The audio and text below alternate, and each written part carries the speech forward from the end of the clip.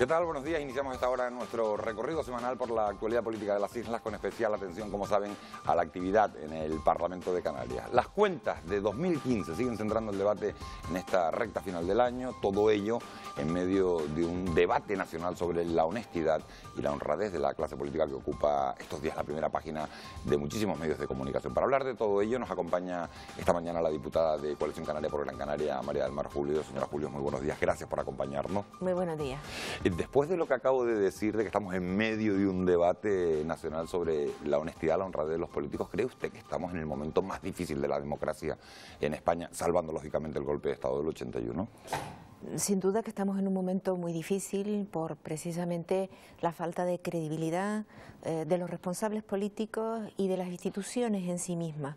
Eso unido en un contexto de una crisis económica tan fuerte, en donde hay muchísimas personas que lo están pasando muy mal y que la situación de salir de esta crisis no se ve al corto o al medio plazo, pues desde luego que genera una situación problemática, pero también es responsabilidad de todos, y cuando digo de todos me refiero a los responsables institucionales, a los responsables políticos, a los propios medios de comunicación, el intentar canalizar el que la sociedad, desde el punto de vista del desarrollo y de la democracia, pues continúe avanzando, que se rectifiquen los graves errores que se están poniendo en estos momentos al descubierto, y que se mejoren todos los mecanismos de control que sean necesarios, pero no conozco otro sistema que no sea el democrático para poder seguir avanzando.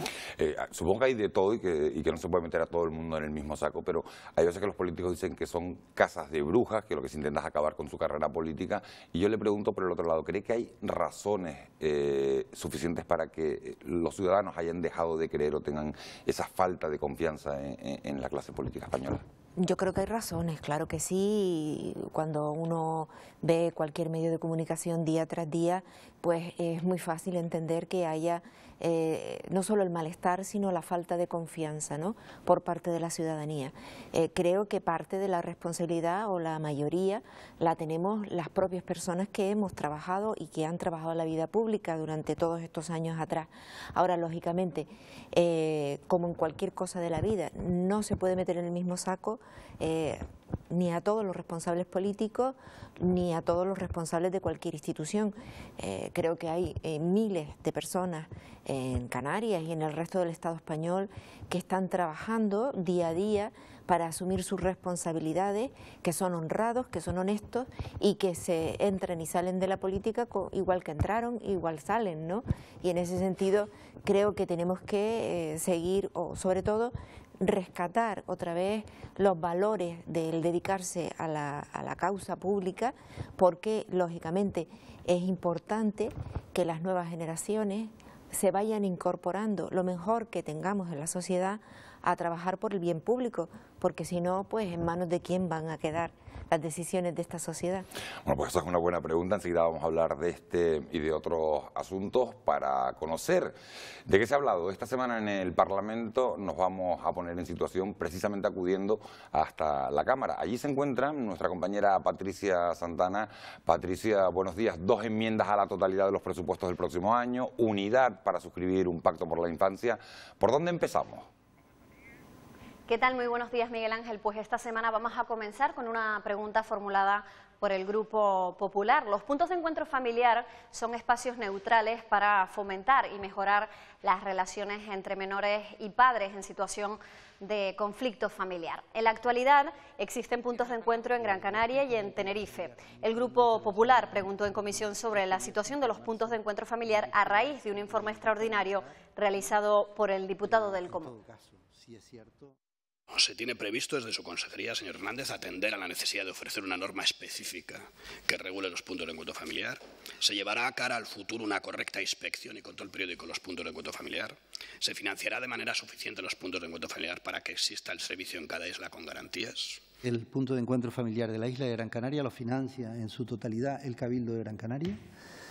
En la isla de Tenerife, los puntos de encuentro familiar de La Orotava y de Santa Cruz de Tenerife son financiados por el Gobierno de Canarias. Este año teníamos una dotación para atender también un punto de encuentro familiar en la isla de Lanzarote, que no se ha podido materializar por razones ajenas a la consejería.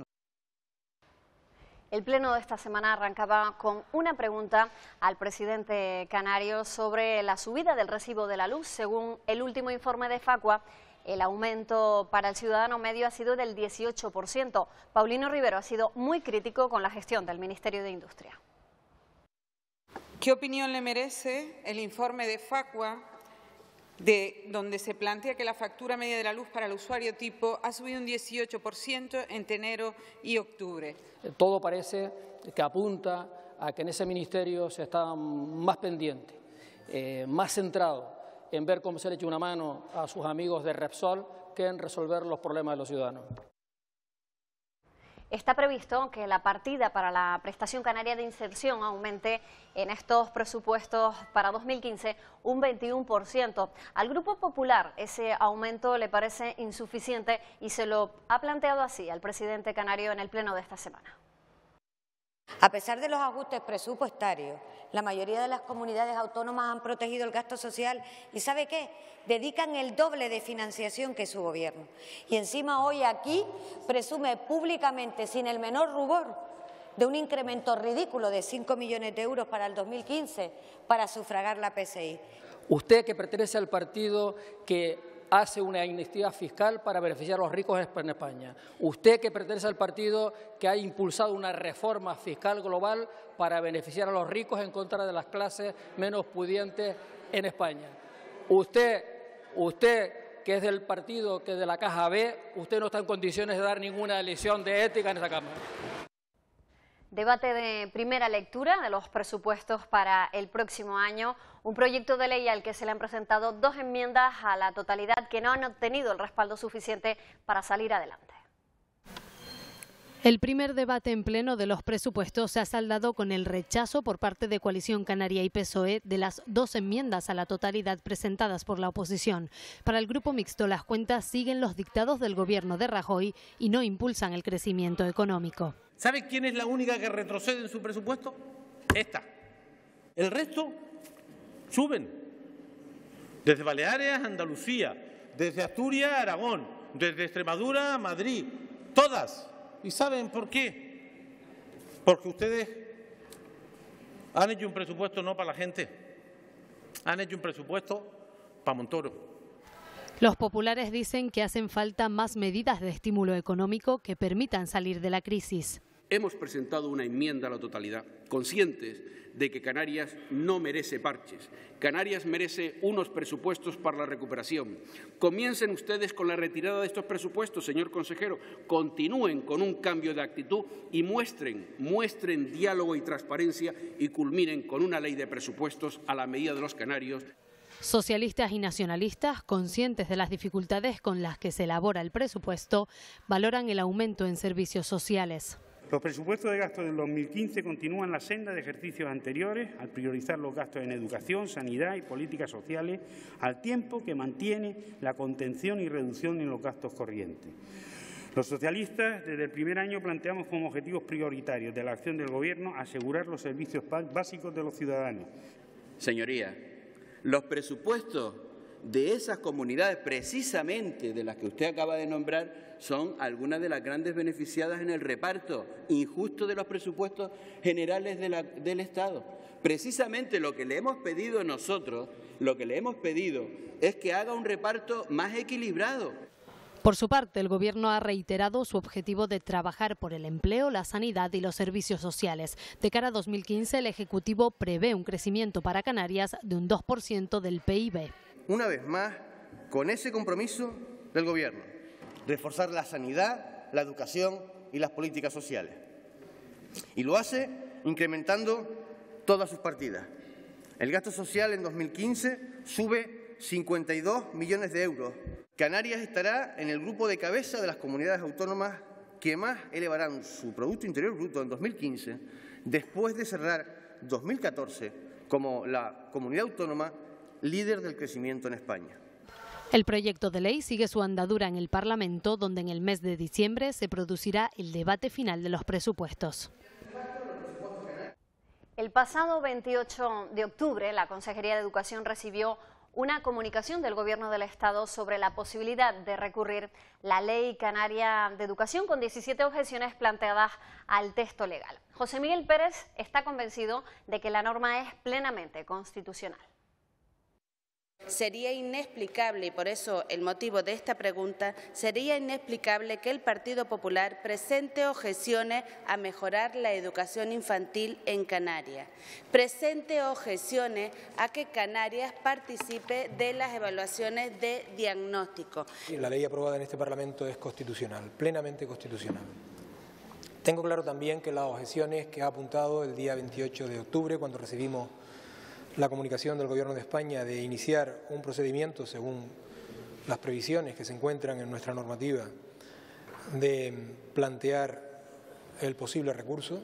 Espero que no se llegue a eso, porque esperamos convencerles, como no puede ser de otra forma, en la comisión bilateral. El Plan Nacional de Vivienda se firmó el 5 de abril de 2013 por un periodo de 4 años. El Ministerio de Fomento y la Consejería de Vivienda firmaron el pasado 15 de septiembre un convenio de colaboración entre ambas administraciones. El Grupo Nacionalista le preguntó esta semana a la consejera Inés Rojas si el convenio está definitivamente ya en vigor. Con la firma del Convenio Canarias-Estado, ¿se puede comenzar a ejecutar el plan de vivienda o aún es necesaria la publicación de una orden por parte del Ministerio de Fomento para que el plan pueda entrar en vigor en su totalidad y se pueda llevar a cabo las actuaciones en él recogidas? Es absolutamente necesario que se publique por parte del Ministerio de Fomento la orden que hará efectiva que desde luego se puedan llevar a cabo los convenios firmados con el Ministerio de Fomento. Como saben, se ha firmado el 15 de septiembre de este año, es verdad que había que tenerlo desde abril del año 2013. El informe de UNICEF sitúa al 30% de los niños canarios bajo el umbral de la pobreza. Los grupos de la Cámara han presentado, previo a su adhesión al pacto que promueve UNICEF para la infancia, una proposición no de ley para garantizar la inversión pública para la infancia. 2.306.000 niños viven bajo el umbral de la pobreza en España, según el último informe de UNICEF sobre la situación de la infancia. En Canarias, la cifra alcanza 130.000 menores de 18 años. La iniciativa para prestarles ayuda la firman los 4 grupos de la Cámara Legislativa y resultó aprobada por unanimidad. Nos comprometemos con esta iniciativa conjunta a proteger el bienestar de la infancia y la igualdad de oportunidades de todos los niños y niñas. La pobreza infantil ya está desde hace tiempo en la agenda de los principales países europeos y tiene que estar con carácter prioritario también en la agenda en Canarias. Con la aprobación de esta PNL nos comprometemos a celebrar anualmente una sesión monográfica para analizar la situación de la infancia en Canarias y a la creación de una comisión de estudios sobre la infancia. Les pido es que los que voten a favor de esto se comprometan consecuentemente, porque estamos hablando de incorporar en la agenda política el tema de la exclusión, la pobreza y los derechos de los niños y de las niñas, que, insisto, es el colectivo más débil de nuestra sociedad. Mañana lunes está prevista la firma del Pacto por la Infancia por parte de los 4 grupos presentes en el Parlamento de Canarias. 52 presentes, ninguno en contra. El Gobierno de Canarias regulará las viviendas de alquiler vacacional. Lo ha confirmado el consejero de Economía y Hacienda, Javier González Ortiz. Otras comunidades autónomas como Andalucía o Baleares, que compiten como destino turístico con Canarias, ya lo han hecho antes. En Canarias se estima que las viviendas dedicadas al alquiler vacacional están en torno a 54.000, lo que convierte al archipiélago en la comunidad autónoma con mayor oferta de este tipo de alojamiento turístico. Nacionalistas, populares y socialistas se posicionaron a favor de regular una actividad que se ha multiplicado a través de Internet. No podemos obviar que es y será competencia desleal y economía sumergida si no se regula. Regular adecuadamente el alquiler vacacional, que se ha potenciado gracias a Internet, también genera puestos de trabajo, activa zonas residenciales y supone una fuente de ingresos para los comercios y la hostelería. Y en algunas islas ha sido fundamental el desarrollo, por ejemplo, de la vivienda turística en islas como La Palma, ha sido fundamental porque constituye mucho más importante que la oferta hotelera. Aquellos ciudadanos afectados por la situación de ilegalidad que se encuentra el alquiler de viviendas vacacionales en Canarias que desde hace tiempo, además, vienen pidiendo a sus representantes y al Gobierno de Canarias que regularice la situación de casi 53.000 familias. El consejero señaló que comunidades como Andalucía o Baleares ya cuentan con una legislación específica del alquiler de vivienda vacacional. Hemos optado por la fórmula de hacer un decreto específico con el fin de darle una mayor agilidad en su tramitación y su entrada en vigor, ¿no? Finalmente, por tanto, con esta normativa el Gobierno de Canarias conciliará la creciente demanda de este producto turístico con la garantía de unos mínimos estándares de calidad. Ortiz confirmó que el borrador del texto legal pasará a exposición pública antes de que finalice este mes. Don Javier González Ortiz. La Audiencia de Cuentas realiza estos días un exhaustivo trabajo para asesorar a las corporaciones locales acerca de la gestión de fondos públicos. Entre esas consultas se incluyen, por ejemplo, algunas referidas a la posible nulidad de un presupuesto si no entra en vigor en el periodo legalmente establecido o si es posible liquidar las vacaciones de los empleados públicos por una compensación económica. El presidente de la Audiencia, Rafael Díaz, asegura que la institución hace un importante esfuerzo por modernizarse y por velar por la correcta utilización de los recursos públicos. Bueno, Miguel Ángel, pues aquí terminamos. Hoy nos vamos a despedir desde una de las salas donde habitualmente se celebran comisiones. Hasta el próximo domingo.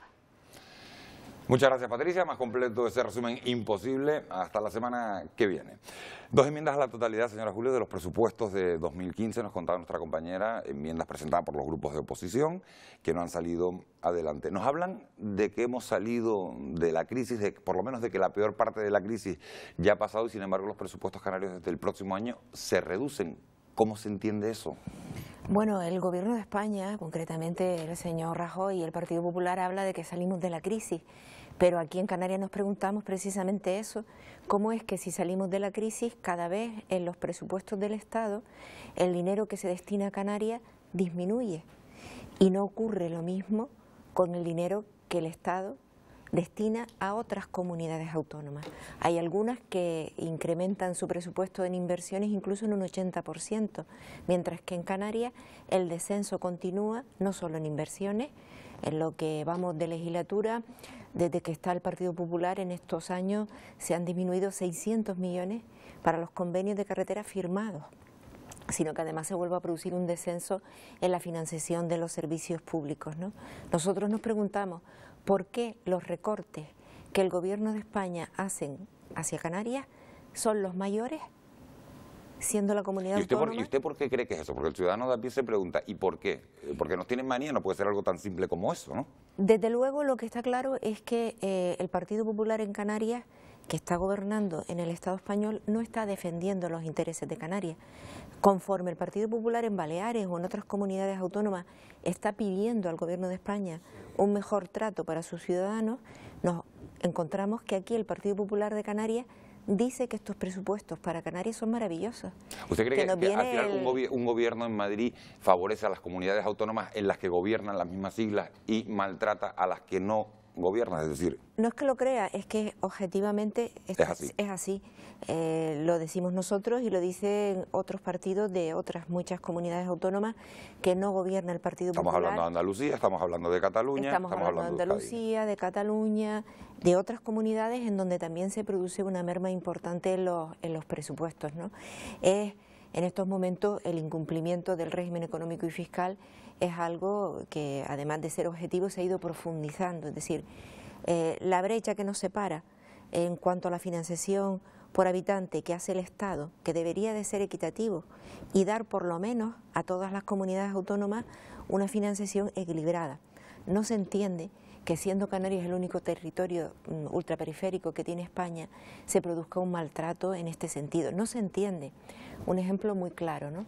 El Estado financia la desalación de agua potable en Ceuta y Melilla con 8 millones. ¿Por qué Canarias, que somos 2 millones de habitantes, mucho más que los que hay en Ceuta y Melilla, se nos financia con apenas 3 millones nada más? Es difícil de entender.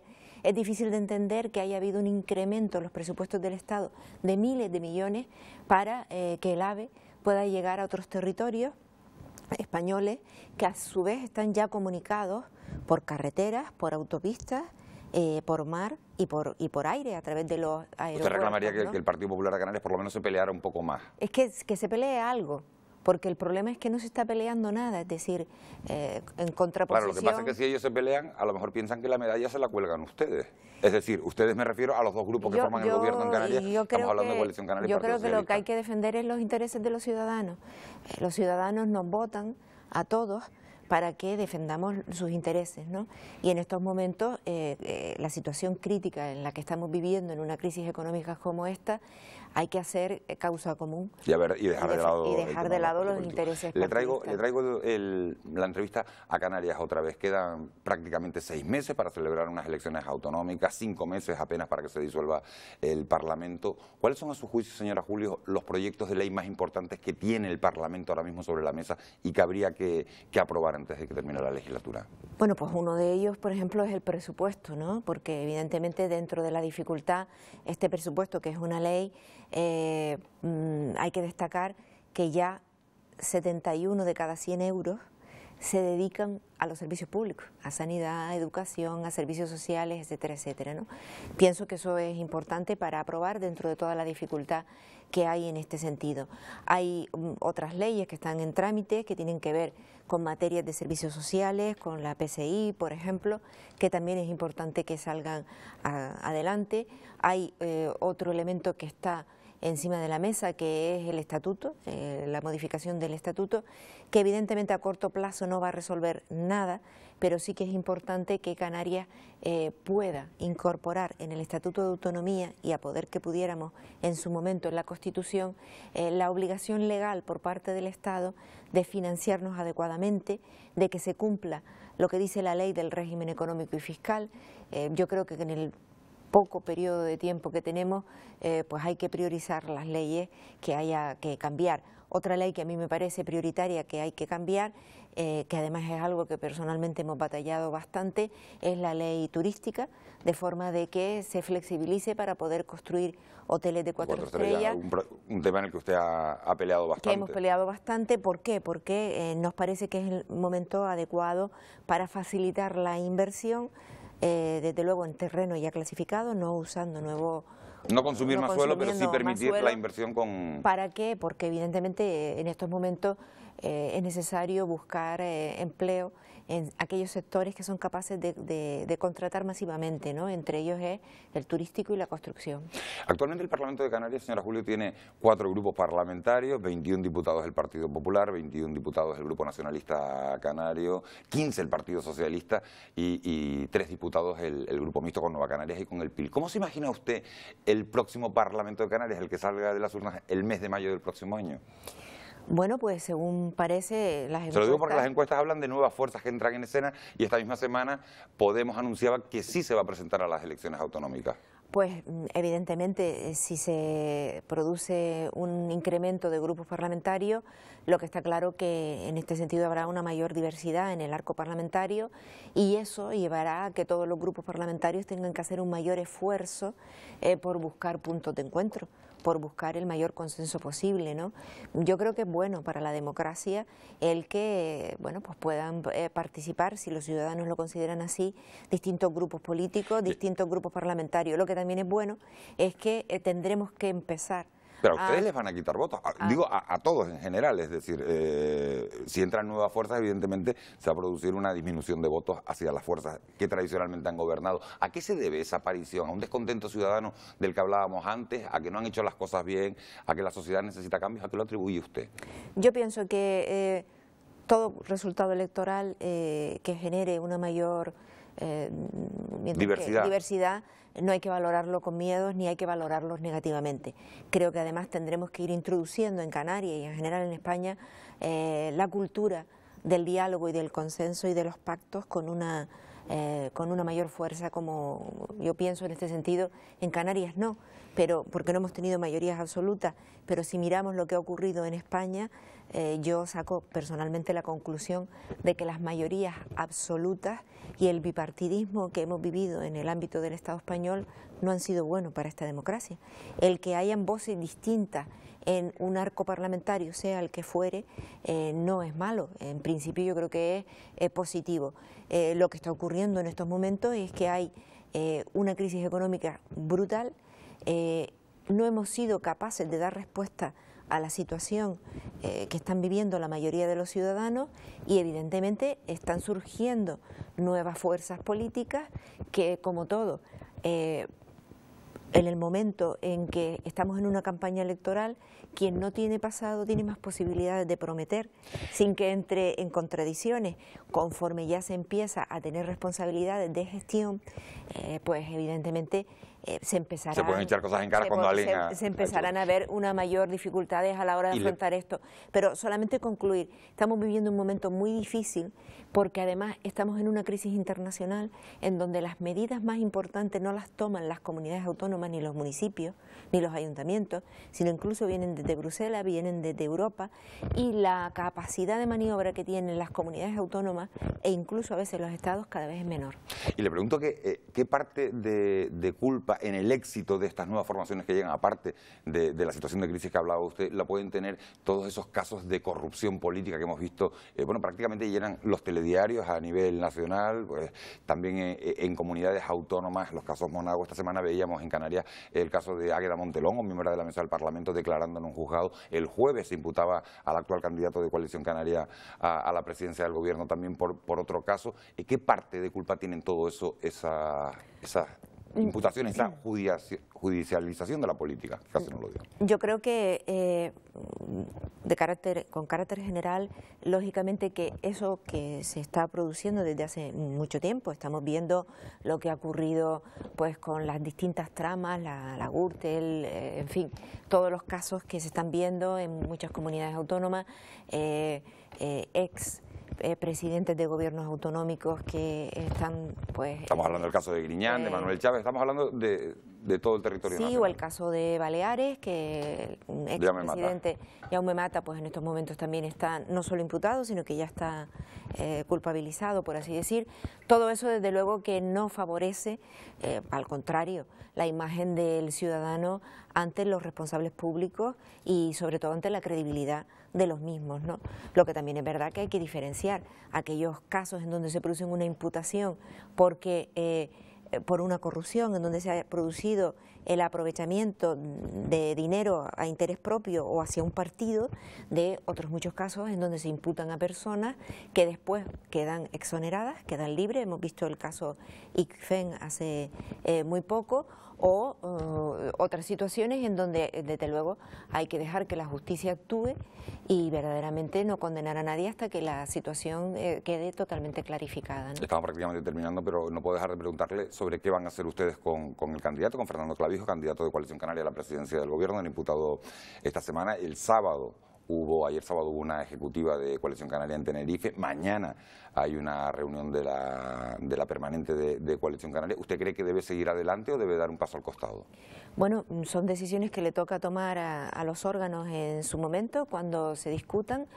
Lo que sí que entiendo es que por ahora lo que hemos visto, la información que tenemos, la propia explicación que Fernando Clavijo ha dado, además una persona que ha tenido una trayectoria intachable durante todos estos años, parece ser que ha sido sometido a escuchas durante 4 años y no se le está imputando ningún elemento de corrupción desde el punto de vista de que se haya apropiado ni de dinero, ni él, ni hacia la organización política, y parece ser que tiene que ver en relación a que pues ha atendido por teléfono multitud de peticiones que le han hecho.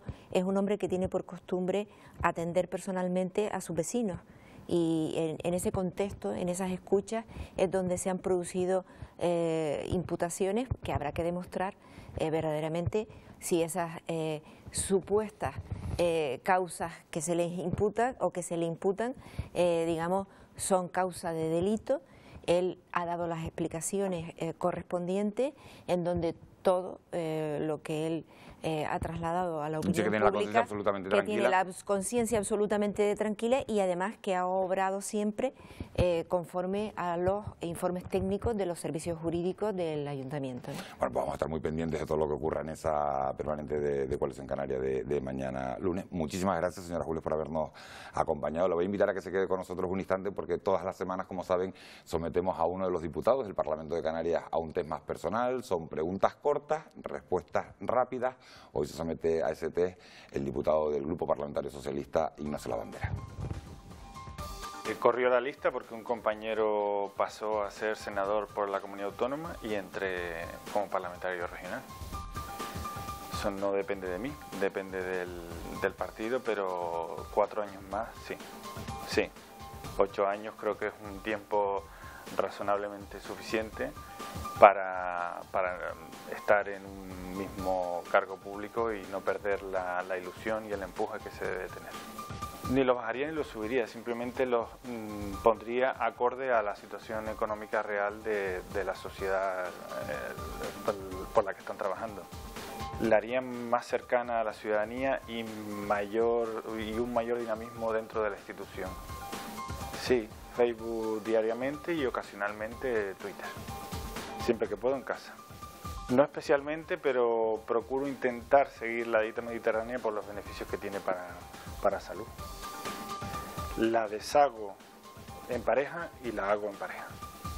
Bueno, aunque pueda parecer un poco iluso o infantil, desde luego mejorar la sociedad, acabar con el hambre y tener una sociedad pues más justa, sostenible y solidaria. Bueno, pues estas eran las respuestas de Ignacio Lavandera. Señora Julio, ¿se imagina usted en el próximo Parlamento? Hemos hablado de posibles cambios. Yo no sé si veremos a María del Mar Julio, que ha sido vicepresidenta del Gobierno, consejera de Sanidad, que ha formado parte de ese Parlamento. ¿Se ve usted en la próxima legislatura? Bueno, todavía no es el momento. ¿O por dónde van sus aspiraciones políticas? Todavía no es el momento de esas decisiones, le toca tomarlas a los órganos correspondientes. En mi caso, en la Organización Insular de Gran Canaria, y llegado el momento, pues ya tanto lo decidiré yo desde el punto de vista si repito o no repito, como la propia organización. A disposición del partido, que es lo políticamente correcto, lo que dicen en cualquier partido político. María del Mar Julio, muchísimas gracias por habernos acompañado esta mañana en este programa. Y gracias como siempre a ustedes también por haber estado un domingo más al otro lado de la pantalla. Les invitamos a que sigan en la sintonía de Radio Televisión Canaria, que sigan toda nuestra programación de este domingo, y recuerden que tienen una dirección de correo electrónico para ponerse en contacto con nosotros si así lo desean. Esa dirección de correo electrónico es parlamento@tvcanaria.tv. Nosotros, si les apetece, volvemos a encontrarnos el próximo domingo. Mismo sitio, misma hora. Muchas gracias por su compañía. Hasta mañana.